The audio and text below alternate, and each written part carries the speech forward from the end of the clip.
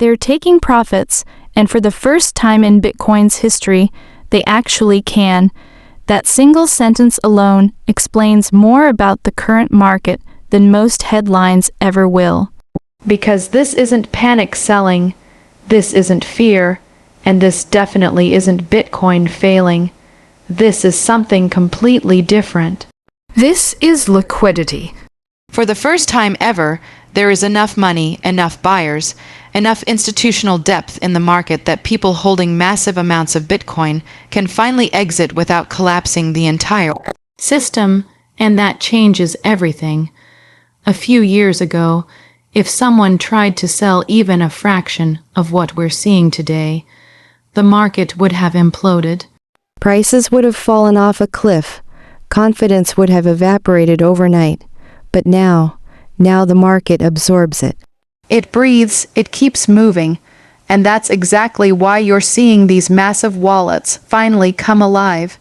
But here's where most people get confused. They ask a simple question: if Bitcoin is going to $1 million, why would anyone ever sell? It sounds logical. It sounds smart, and it's completely wrong, because it assumes everyone is playing the same game. They're not. You have to understand something that most people don't want to accept. There are people walking among us right now, people you pass on the street, people you sit next to on flights, people you scroll past on social media, and you have absolutely no idea who they are. Some of them bought Bitcoin when it was worth nothing. Some mined it on laptops. Some accumulated quietly for over a decade. And some of them are already billionaires, not on paper, not if Bitcoin goes higher. Already, let me give you a real example. Recently, blockchain data revealed a wallet that has been steadily cashing out hundreds of millions of dollars worth of Bitcoin. Not all at once, slowly, methodically, strategically, no panic, no rush, just disciplined exits into deep liquidity. Earlier this year, Galaxy Digital processed a Bitcoin sale worth $9 billion. $9 billion. And that wasn't for a hedge fund. That wasn't for a government. That wasn't for an exchange. That was for one person, one wallet. Now stop and think about that for a moment. If you were sitting on $9 billion in realized Bitcoin profits, would you care if Bitcoin eventually went to $1 million? No, you'd be perfectly happy saying, "I'm good. Thank you very much." At that level, upside becomes irrelevant. Risk management becomes everything, and that's the key insight most retail investors miss. People don't sell because they stop believing. They sell because they've already won. But here's the part that matters even more. If that same person had tried to sell those Bitcoins just 2 or 3 years ago, it would have been impossible. Not difficult, impossible. There simply wasn't enough demand on the other side of the trade. The order books weren't deep enough.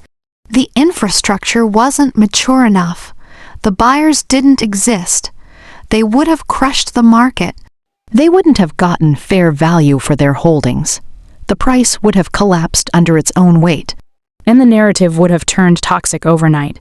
But today, the market doesn't break. It absorbs. That's not weakness. That's maturity. This is what a grown-up asset looks like. Bitcoin didn't change.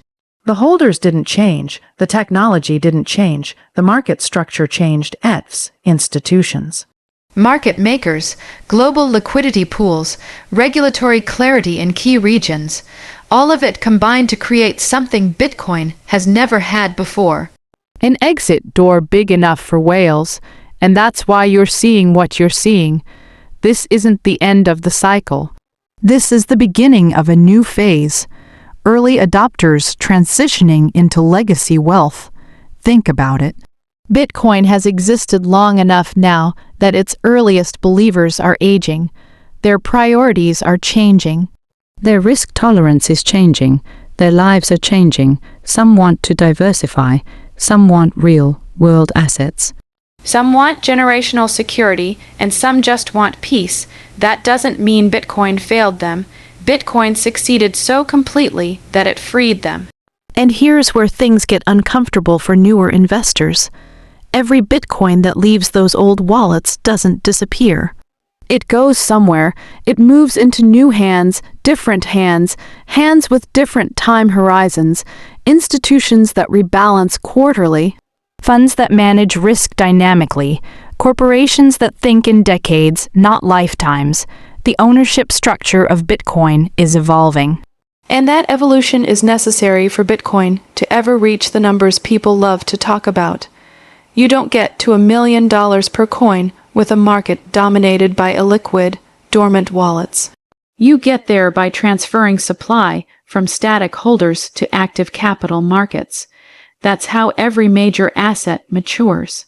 Gold went through this, equities went through this, real estate went through this. Bitcoin is no different. The difference is you're watching it happen in real time, and that's why it feels chaotic. One day it's euphoric. The next day it's terrifying. One headline screams institutional adoption, the next screams whale dumping, but zoom out. The whales aren't dumping. They're graduating. They're exiting positions that no longer need to exist. And the market is proving, day after day, that it can handle it. That's the real signal, not the price.